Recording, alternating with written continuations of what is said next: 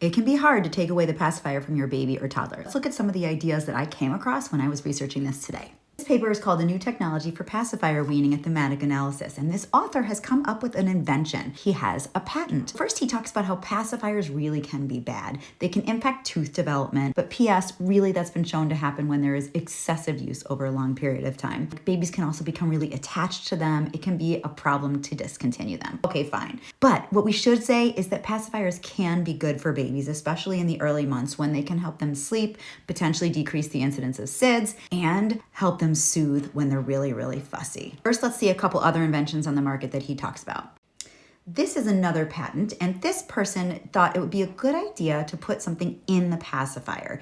He suggested putting in a small miniature bug or something else that would be scary. The author of this study says, it's not terrible, but there are two potential problems. One, babies might develop irrational fear of insects.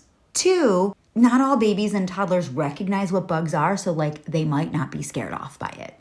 Second patent he talks about, gradually decreasing the size of the bulb on the pacifier so that the experience isn't as satisfying for babies. I don't actually think this is such a bad idea. Frida Baby has actually done this. It is a product on the market here in the US. The author thought these aren't going to work for all the babies. So here's what he came up with. This pacifier operates by using small wires to link the electric shocker on the wall of the tip of the pacifier, so when it gets wet with baby's saliva, it generates an electric shock to the baby's mouth. Don't worry, the electric shocker can be replaced if it breaks. So he thought maybe it would lend credibility to this idea if he interviewed people and included in the study what they thought. 3 psychologists, 3 family doctors, 3 dentists, 3 mothers. Let's see what they thought. When baby uses this new pacifier, he will not, because it shocks him. If this works well, the child will leave the pacifier forever. I think this technology will be sufficient because it links pleasure and pain. Know that a pacifier is fun, but the shocking pacifier will change this belief in the baby's mind and make him hate it because it's painful. I believe this process will be helpful for the child and his mother. This new patent will cause a tiny shock, and this will make him refuse any pacifier. He wraps up by saying he thinks this is ethical because shock treatment has been used in the past, and all these other people agreed. This was published in 2023 in a real journal. This is why when you hear reports about studies that were published in a journal, you cannot just go by the headlines. You have to know how the research was done and how the author came to their conclusions. This author concluded that because there are some aspects of pacifier use that might be detrimental for some kids in some circumstances, because those other 2 inventions wouldn't work for all kids, and because the people he interviewed thought